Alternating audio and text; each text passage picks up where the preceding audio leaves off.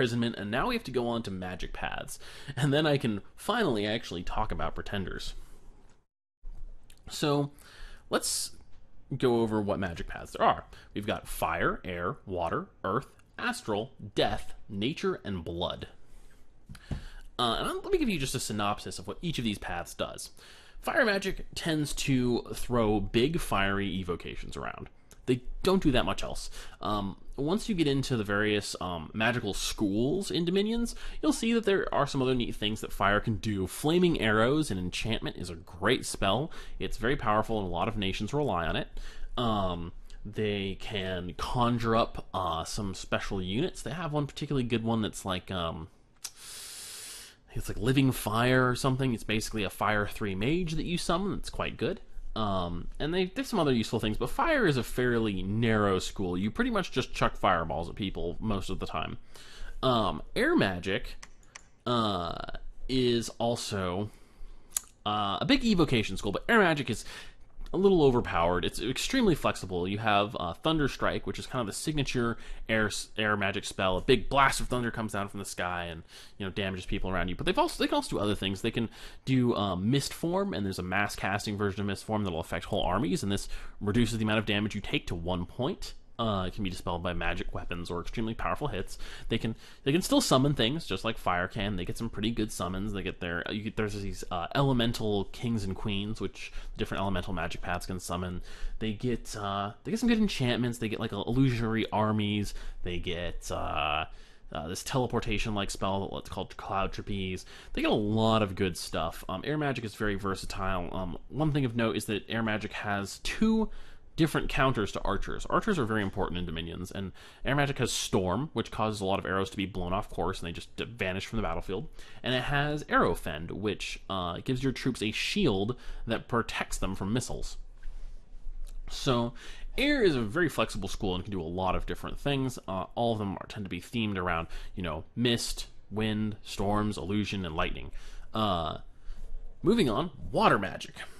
Water magic is very good, but it's also kind of narrow like fire magic. It has evocations, but they tend to be weaker than the evocations that fire and air have, and it has buffs that are quite good, but a little more limited. There aren't mass versions of them, I don't think.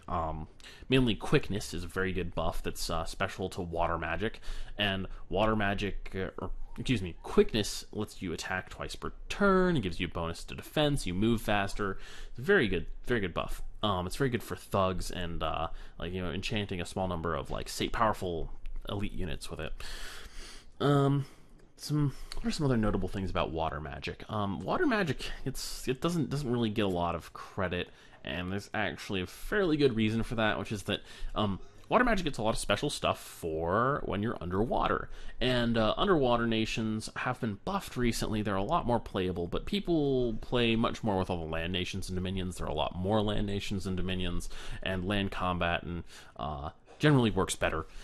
So it gets underplayed a bit because it's one of its strengths is actually going underwater and doing stuff there, which makes a lot of sense. Water magic also has one of the possibly the best crafted sword called the Frostbrand. I don't want to go into magic item creation too much, but water magic has a lot of good magic items as well. Moving on to earth magic. Alright, so what's worth mentioning in earth magic?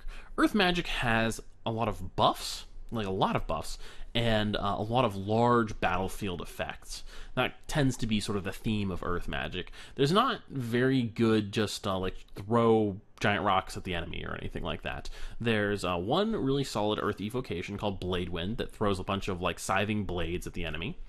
But it's only good versus chaff units and stuff, right? But what it tends to do is stuff like give your entire army boosted, or give large chunks or your entire army. It scales, right? There's a big AOE buff, and then there's the larger AOE buff, and then there's the battlefield wide buff, and they give your army extra damage reduction. They give your army extra strength. You can destroy the armor of the enemy army. You can increase the fatigue of the enemy army. Stuff like that. So buffs and debuffs, and then of course Earthquake, right? That's a really signature Earth spell. everyone on the battlefield takes damage, and so for some nations this is really good. For some nations it's not so good.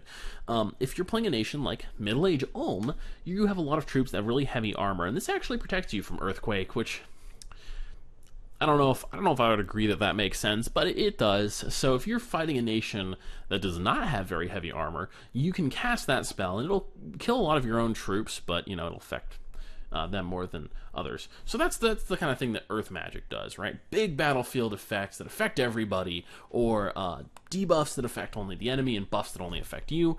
So you can kind of use it to give your armies an edge in battle rather than actually just slaughtering the enemy army with it, typically. Astral Magic is kind of the king of single target effect for the most part. It's got a really infamous spell called Master Enslave that affects the whole battlefield, but it tends to be stuff like Mind Control, Soul Slay, right? You rip someone's soul out of their body and destroy it, blast someone's mind, paralyze people, that kind of thing. Let's see. Some of the more notable things about Astral Magic is really good at protecting your army from Astral Magic. You can have your Astral Mages duel other Astral Mages, that kind of thing. And you can give your troops protection from anti-magic, right? That gives you more magic resistance. So Astral Magic spells tend to roll against magic resistance. So giving your troops more magic resistance will make them better against virtually all astral spells. There's like one or two exceptions. So that's kind of what Astral Magic does. Astral Magic, I would say, is a lot better out of combat than in combat. There are rituals in Dominions 4, if you're not familiar, which are, spells you cast out of combat, and they have various effects on the game map. And you can do fun things like dispelling other people's global rituals. You can do great things like searching for magic sites or teleportation, that kind of thing. There's also a lot of really good magic astral crafting items. It's kind of the ritual and one of the ritual and crafting schools with a couple specific powerful combat spells that are noteworthy, but otherwise it doesn't get used in combat that much. Later we're going to talk about communions, which use Astral Magic. You have to have at least 1 point in Astral Magic to enter into communions, although there are also a blood version of communions. Death Magic is another very versatile magic school. It's got debuffs, I want to say it's got buffs. Yeah, it's got buffs, not a lot of them, but it's got a couple. And it has single target murder people spells and multi AoE murder people spells, and you can summon skeletons, and you can do large battlefield effects like cloak the world in darkness and everything's plunged into night. And you can do large out-of-combat effects like summoning lots of undead. You can do, Utter Dark. You can do a permanent, the whole world is always in darkness, and all kinds of stuff like that. It's a very powerful magic school that has a lot of variety in what it does. It tends to be outstripped in a couple areas, like, for its AoE evocations that just kill the battlefield, it's not as good as Fire Magic. For its single-target murder people spell, it's kind of like a worse version of an Astral spell that does the same thing, and so on and so forth. It also counters undead. Death Magic is the best way to clear the battlefield of skeletons and zombies and that kind of thing. So it's something to keep in mind. Nature Magic, as you might expect, is the magic of nature and life and all that fun time stuff. So you get effects like regeneration, where your units heal hit points every turn. You get buffs like Bark Skin, where, kind of the classic D&D Druid Bark Skin, your skin gets all barky and shit, and you're harder to kill because of it. You can enlarge troops, increasing their hit points and strength. You can, what's another good buff from Nature Magic? Nothing springs to mind at the moment. I believe there's a Nature Magic buff to increase your resistance to all elements. So Nature Magic gets a lot of effects like that. It's also got a few unusual summon effects, like you can summon like a swarm of insects that are really good versus specific things because they attack for very light amounts of damage very quickly. So they'll eat through unarmored opponents and mages and stuff like that. It's got some undead killing spells in particular. It's got some anti-animal spells in particular. But Nature Magic's real strength is in summoning things. Again, kind of similar to Death Magic and Earth Magic. Oh, did I say Earth Magic has a lot of rituals? Yeah, well, I take that part back. Similar to Death Magic in a lot of ways, actually. There's a lot of good things you can summon, like the Fairy Queen's Court and I believe some trolls and stuff like that. and summoned units tend to be kind of weak in Dominions, so keep that in mind. But Nature Magic does have some of the better summoned units that exist, as well as a lot of good global spells, like Gift of Health is one of the best global spells in the game. It gives your units a bonus to hit points per point of Dominion you're fighting in, and it heals afflictions. It's like a sort of a all throughout your Dominion heal spell that just cures your units of diseases and stuff. And it's very, very, very powerful defensive magic. And it's a big deal to be able to get spells like that out.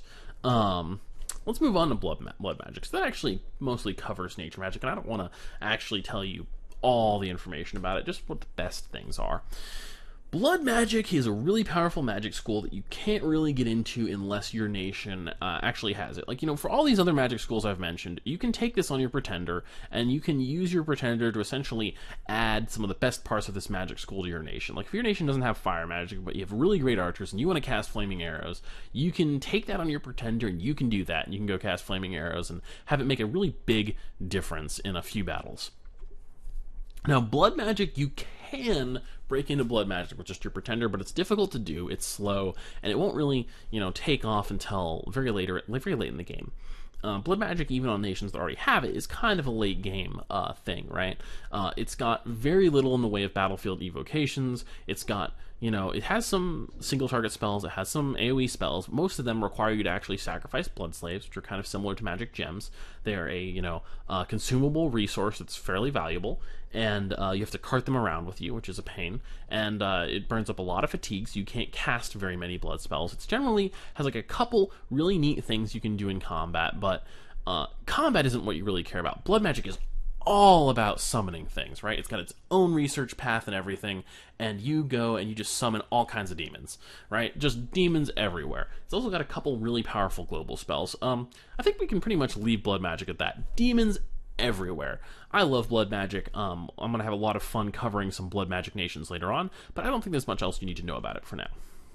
So that's like an overview of what each spells or magic path in the game does, right? And typically you're going to stay within the magic paths that your nation is using.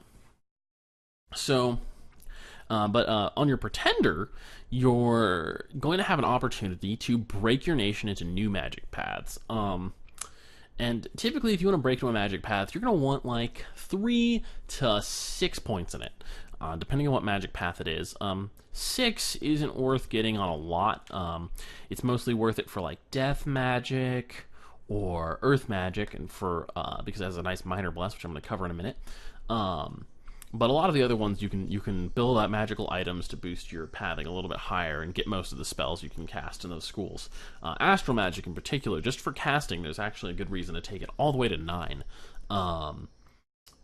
For spells like Master and Slave. Astral magic has a few spells that require 9 pathing in the spell school. Sometimes it even requires you to boost it past that in combat to really be able to easily cast the spell. So that's one that you can take unusually high just for purposes of breaking into a new spell school. Diversity pretenders, however, are more of a thing for specific nations, and they're a type of pretenders that we're going to talk about.